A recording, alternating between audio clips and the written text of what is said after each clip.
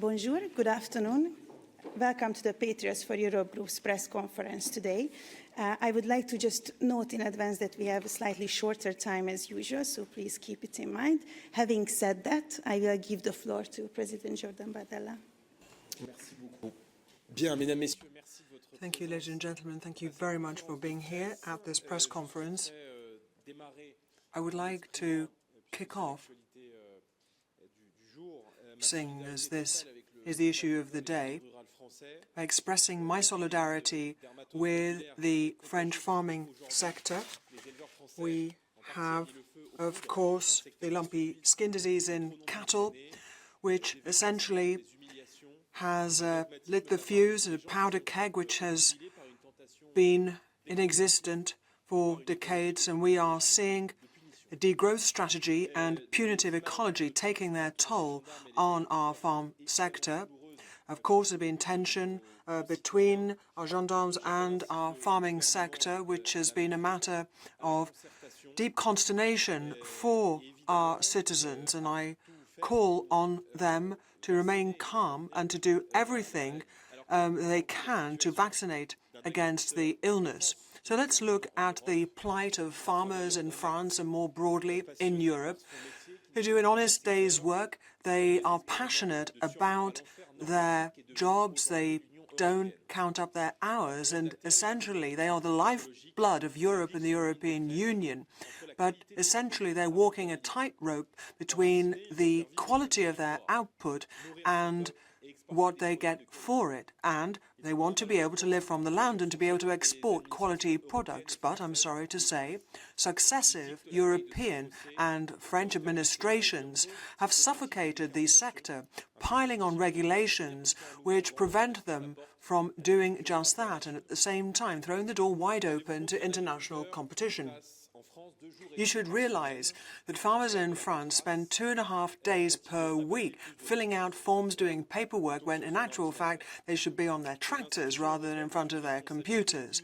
And European administrations have a huge share and responsibility for their anger, and it's important, therefore, the politicians now show responsibility and pay the price for these policies which have decimated farming and which means that our countries and our continent are paying the price for these trade policies. And in recent decades, the left, the Greens, the Macronists and large swathes of the EPP have pushed for the farm chapter of the Green Deal, so scaling back farmland by 10%, banning pesticides and antibiotics, as well as a 20-cent drop in fertilizers, and trying to boost the share of organic farming. And all that apparently will be done by 2030.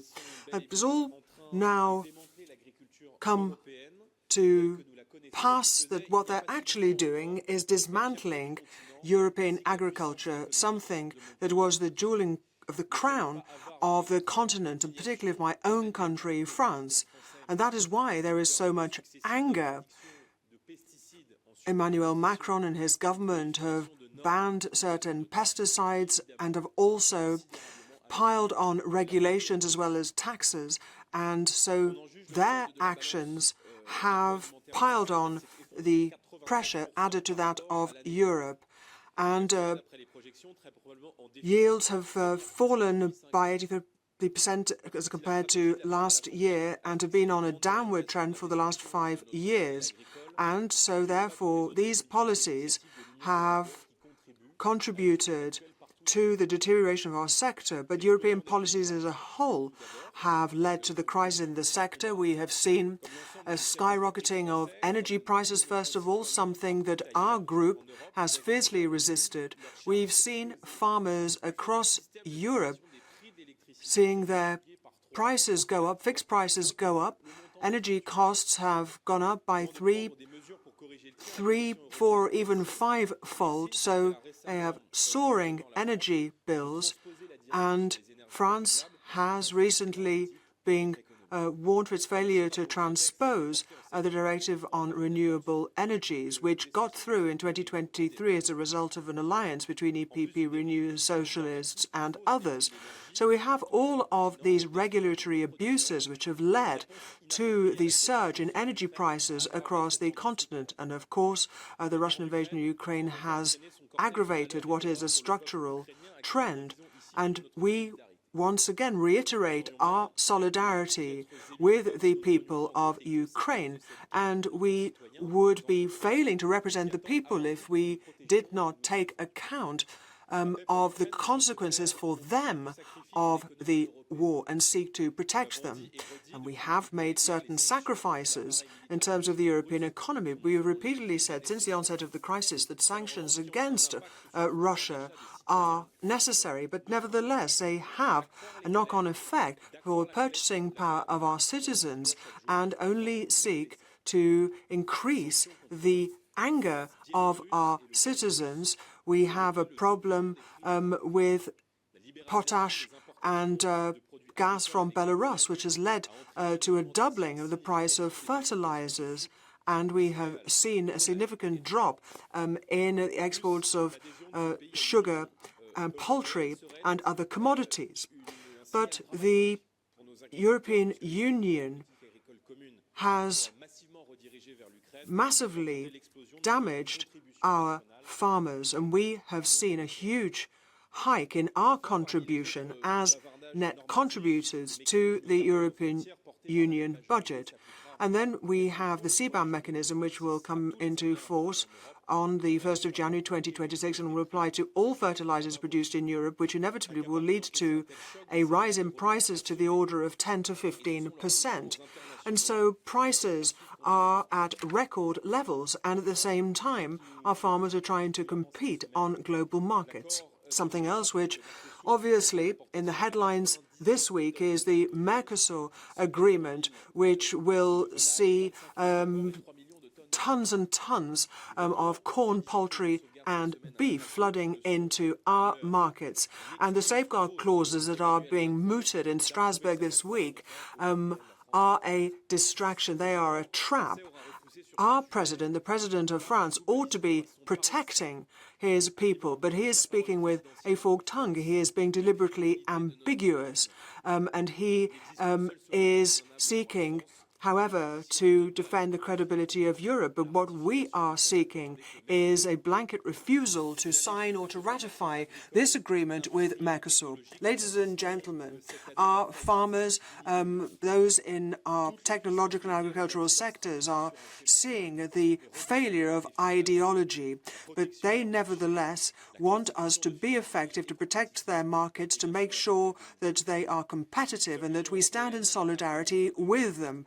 Problem is, however, is that the European Union is headed in precisely the opposite direction and has flung the doors wide open to unfair competition. So the results are what we are. We are idle bystanders to a world that other global powers are shaping. And I therefore say to our farmers, to our engineers, and to our citizens that this is not an inevitability. Rather, if we emphasize the importance of individual liberty, and if we have an ambitious strategy, then we really have the world at our feet. Thank you.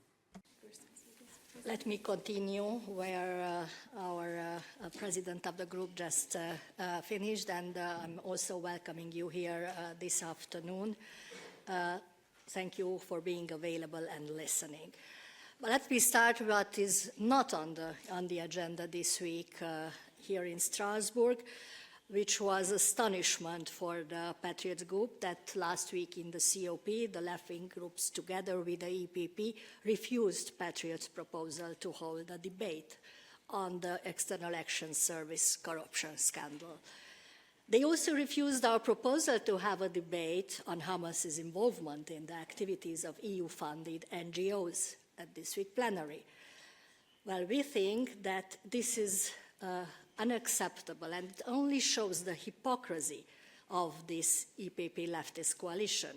Europeans have a right to know the truth about corruption scandals within EU institutions, as well as how EU funds are used to serve political and ideological interests. So we demand full scrutiny and transparency.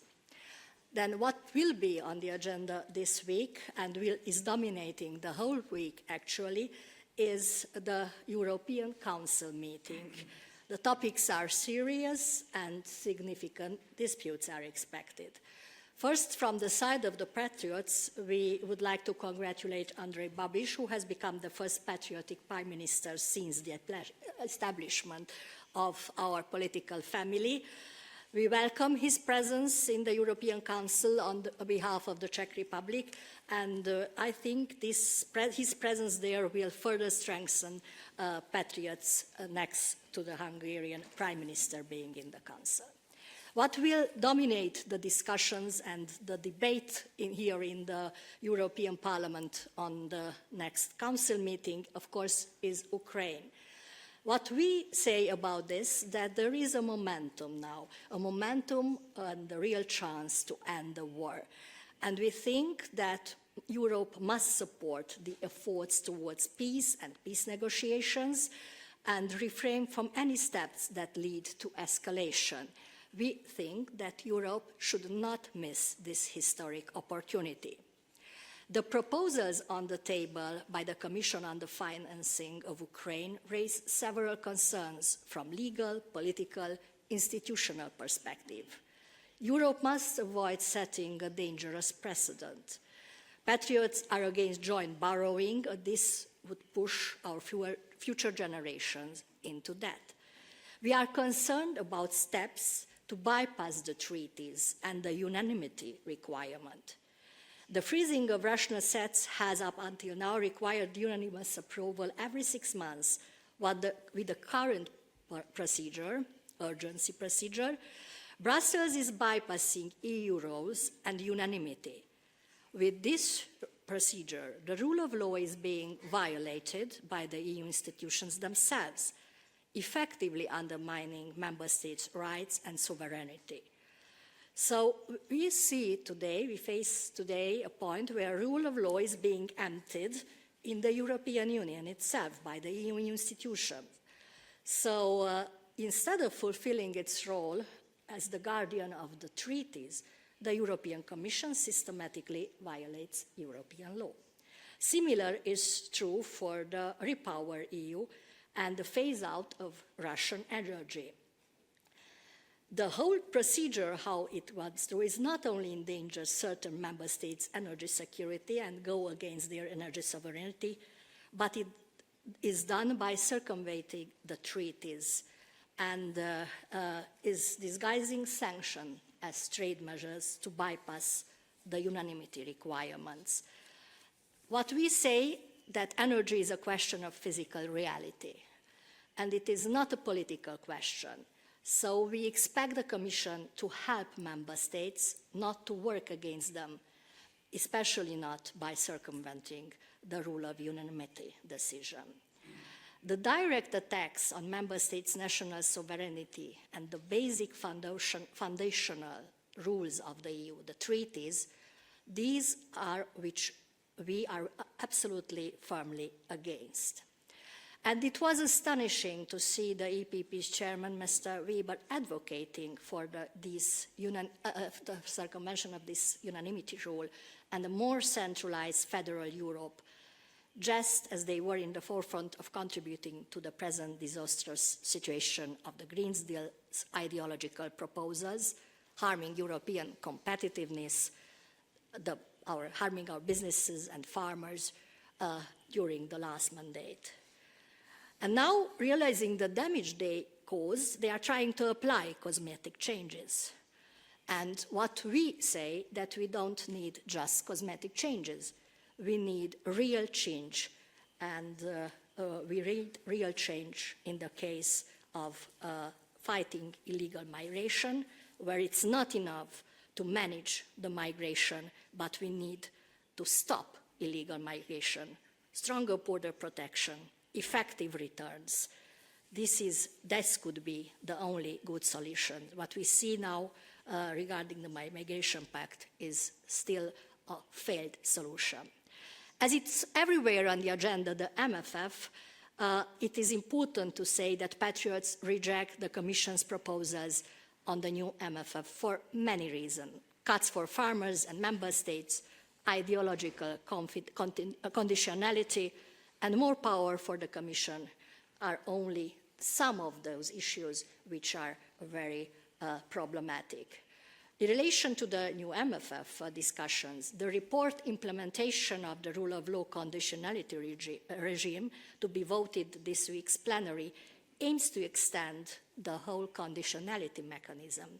Patriots oppose both the continuation and the extension of this mechanism, as it has become crystal clear over the years now that this mechanism has nothing to do with the rule of law and the protection of rule of law. Instead, it is an ideological tool used to pressure and punish certain member states for political reasons. This mechanism goes against the very essence of European cooperation, and it violates the basis of the treaties, the sovereignty of member states. We see the whole idea of getting more and more power to the European Commission and to use these special times to gain more centralized power to itself. It's also tracked the issue of defense. Of course, we are all for strengthening the defense capabilities because it is a legitimate aim for Europe. But this cannot be used as a pretext by the Commission to gain more powers to the detriment of member state competencies. And to use the strengthening of defense capabilities as a pretext to send more money to Ukraine also raises serious questions. What we welcome very much is the result of today's vote on the due diligence omnibus. The text resulting from the trilogue remains favorable to our businesses. It greatly simplifies administrative burdens. This is a tangible result of Patriots' efforts, a step in the right direction to scrap the ideological rules of the Green Deal imposed on our enterprises. And just a side note, it should be mentioned, however, that the EPP, which now presents itself as the saver of businesses, was itself heavily involved in the adoption of these ideologically based rules, the Green Deal proposals, in the previous mandate. So without the Patriots, this change of direction would not have happened, and we will continue to go forward on the same path. So we are also expecting common sense to prevail when it comes to the final vote on deforestation. That was from my side. Thank you. And now, is there any question in the room? The lady. Bonjour, Camille. Good afternoon. I'm from Agence France Presse. I have a question for you. On the migration file, the Parliament and the Commission have advanced quite a lot over recent weeks, examining various texts, returns, safe third countries, safe countries of origin. I have the impression, when talking to members in Brussels and Paris, people are saying quite different things. Marine Le Pen was quite critical when it came to the returns directive, which MEPs here seem to be welcoming. Do you actually agree on the strategy adopted by the European Parliament? Is it an issue of coordination? Well, let me start by that. There's no difference in points of view or in terms of method. With the resources available to us, we try and get as great an ideological victory as we can. I hope that we'll be able to see this soon with the automotive package and the ban on combustion engines being changed.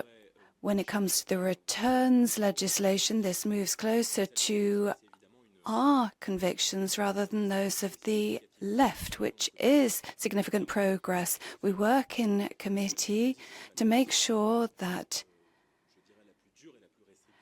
the committee position is as tough as possible. Now, you may have seen that we're very reserved when it comes to having a direct regulation, which of course is of immediate application, whereas a directive is different. And we have been talking about a referendum with constitutional value in France, and this means that we'd be in a situation like Denmark of sovereignty. So this is the idea of doing away with European regulation on the subject. So we're moving at European level to try and get ideological victories, but we are reticent when it comes to a text taking the form of a regulation rather than a directive.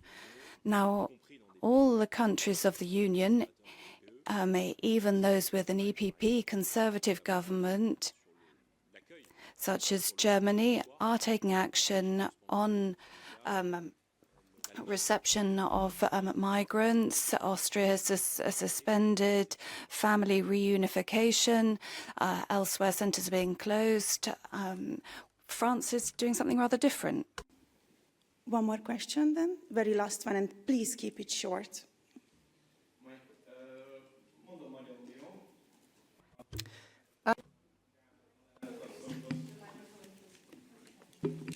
Kérdésem elsősorban Gál képviselő asszonyhoz, illetve alelnök asszonyhoz szól, de megköszönöm, hogyha esetleg Bardella elnök úr is válaszol.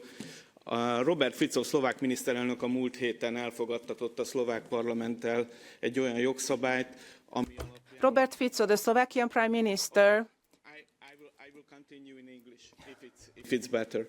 So last week, Robert Fico, Prime Minister of the Slovak Republic, had the Slovak Parliament approve an amendment to the criminal code. From now on, questioning the Beneš decrees in Slovakia is punishable by 6 months imprisonment. The Beneš decrees established the collective guilt of Germans and Hungarians living in Slovakia, thus severely violating the rights of 500,000 Hungarians living in the current Slovak Republic. Do Fidesz and or the Patriots plan to take action at European level, for example in the European Parliament, against Robert Fico's government on behalf of the Hungarians living in Slovakia? We considered always a very important issue for us, the protection of the Hungarian community in Slovakia. I myself, during the past 20 years in this European Parliament, I spent several hours on this issue and several steps taken, even a LIBE committee debate on my request, especially on the topic you mentioned. So it's not a question that we will always be aware of and follow what is important and what's happening with the Hungarian community in Slovakia. And I think it's important to see and analyze what this whole resolution of the Slovak Parliament is now about, and that the governments of Hungary and Slovakia should discuss this, and I hope this will be possible. But what I see also, and I have to mention this, that what I see here, it is actually Slovak parties fight among themselves, and it is coming a domestic political issue between the Slovak parties. We do not want that, and should not happen, that the Hungarian community should be instrumentalized in this debate among themselves, because none of the Slovak parties ever touched this issue positively in the way the Hungarian community deserved it. This question at the European Parliament or not?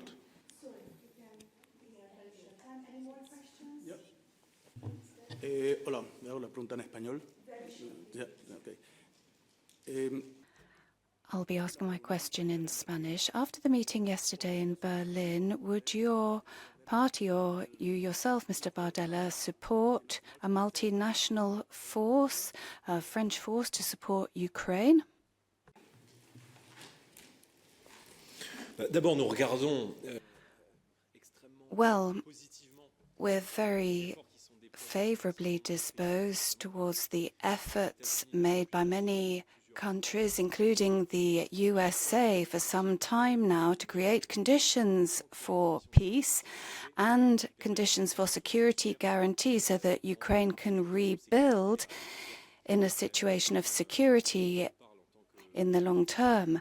And speaking as president of a French political party, we're opposed to sending French troops to Ukraine, like many French. But in the discussions we have on the security guarantees, we could envisage a demilitarized zone under the aegis of the UN and the Blue Helmets, as is the case in various countries of the world, to seek to calm tensions in the region. Merci. Thank you so much for being here with us. Merci à vous. Merry Christmas for everybody. Et joyeux Noël. Thank you very much and happy Christmas.